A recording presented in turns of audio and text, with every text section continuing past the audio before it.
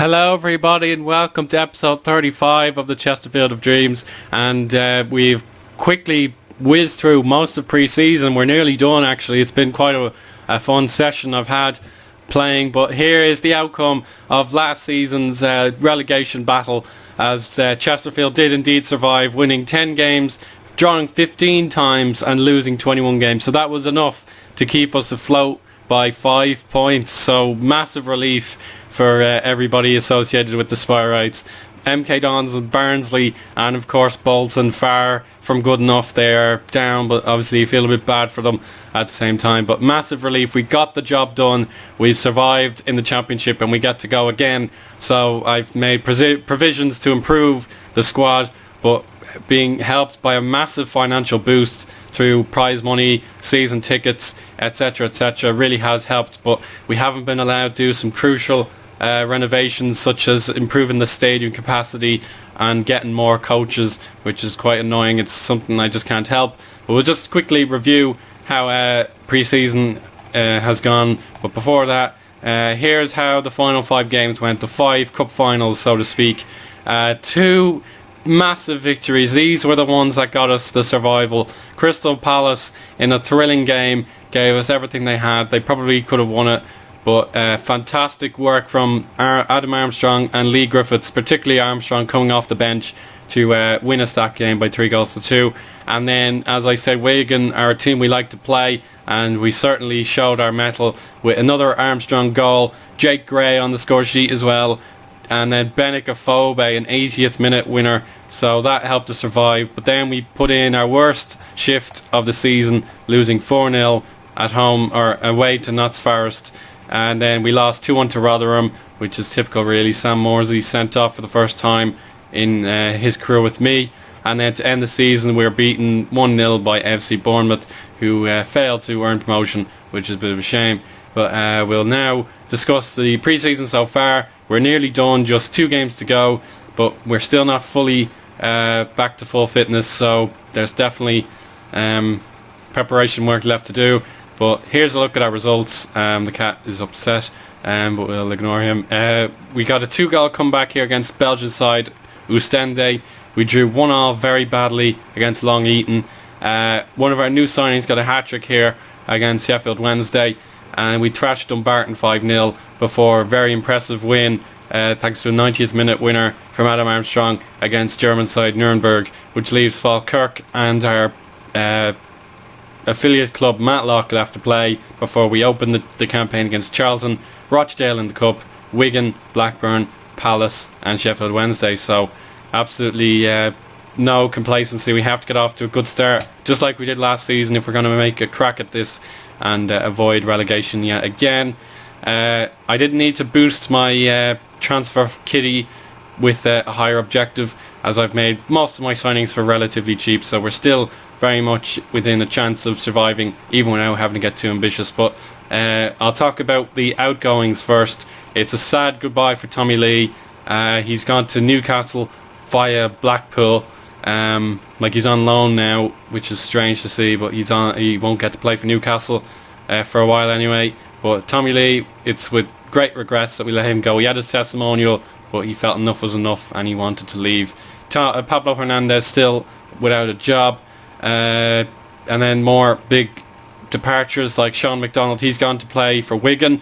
He's had a decent enough pre-season, but I think at 32 years of age it's best to let him go. I could have done without Sean Hutchinson leaving the club, but he had so many injuries last season. It was an absolute, her horror show.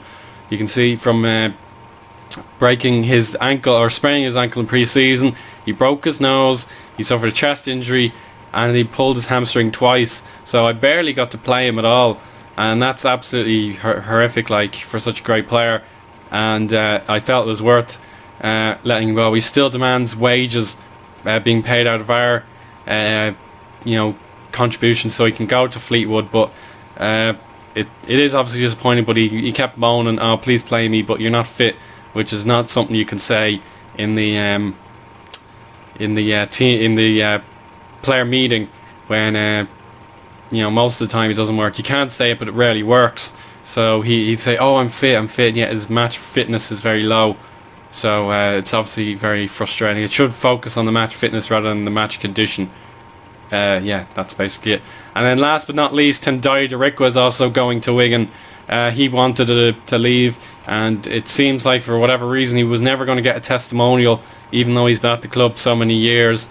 These loans out to Barrow and Hinckley were probably counted against him, so he 4, 5, 6, 7, 8 consecutive years playing for Chesterfield, but he wasn't going to get a testimonial, and I felt it was time to let him go, as Jake Gray and Kenji Gore, they can probably compete for first team football. Burnley tried to put in a bid for Sean Kavanagh as well. I rejected it since it was way below the asking price. I wanted 1.2 million and they backed out of the deal, so he's going to be very disappointed in me when the transfer window ends. But if we must sell him, I don't think we have a choice. But he did do a decent job at the European Championships, and that's why I don't want to let him go. But I think he just needs to cop on and stay with the club that's growing, as opposed to Burnley, who got recently relegated. But that's just my opinion anyway. We got Sean Wilson, Jake Gray, who need first team football again. They're not going to be too pleased if I fail that, but it's just so difficult to keep everyone happy. But that's just the way it goes. But now we'll talk about the incoming signings before I forget. That'll be very, very silly of me. We'll begin with our first loan signing.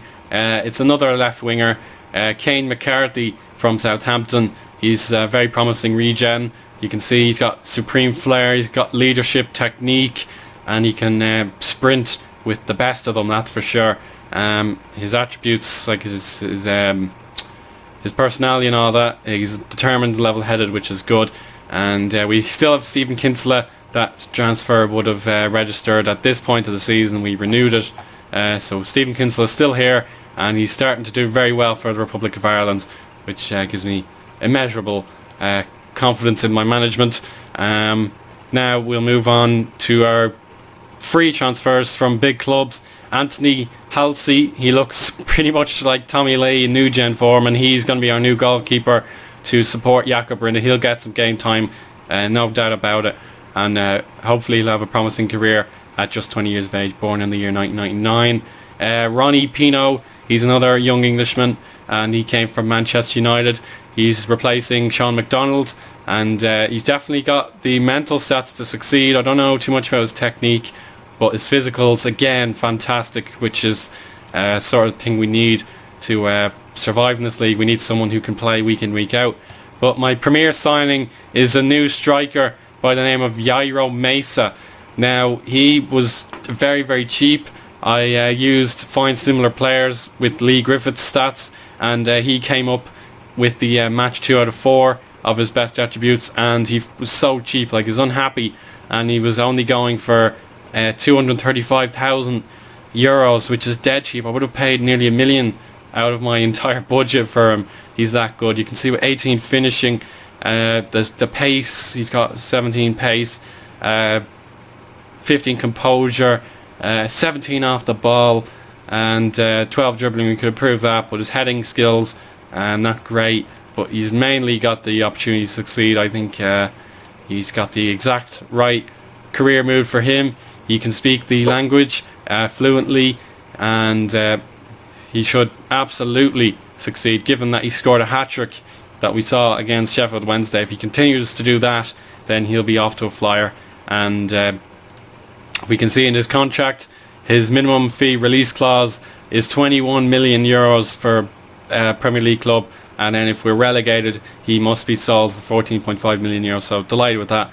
But he's one of our highest earners, despite having no real history in the game. He did well for a few clubs on loan, but this is his big break, and I'm absolutely confident he can do a job. And then Queen's Park Rangers finally gave us someone decent for a season-long loan with all the wages paid for, so nothing to lose with this guy.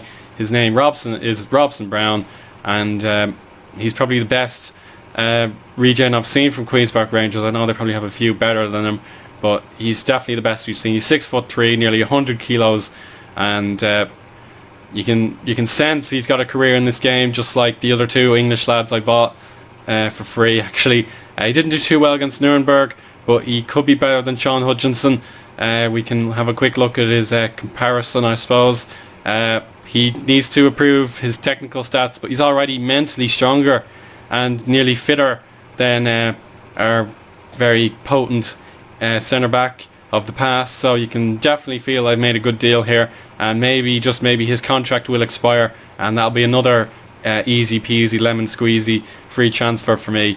But definitely bargain hunting was the name of the game. I don't want to go into the red again. We've earned all this money back, and we did make a profit last season, but you could tell for a long time that we were in the red and it had to change. But thankfully we've done that, and we now have almost 7 million euros with pre-season still to play, and I'm delighted with that.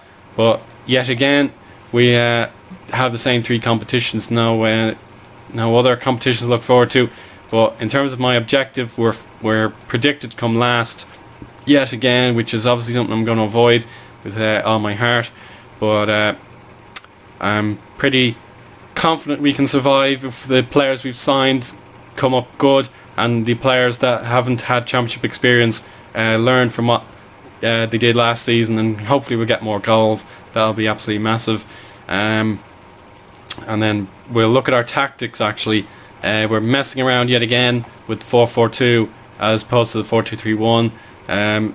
Fitness is still poor. We're not really there yet. Some guys haven't even reached 60% match fitness, but a lot of them have been injured, like Sam Morsey. But Charlie Raglan, I don't know how he's so unfit, but we have a bit of work to do. But that'll pretty much conclude the episode, everybody. We'll come back hopefully for a potential League Cup game. I would love to live com one of those League Cup games, excuse me. But we'll see how we get along against Rochdale. But I think a game against one of our old enemies like Bristol City or Blackpool will be fun, considering they've come back up in the hierarchy.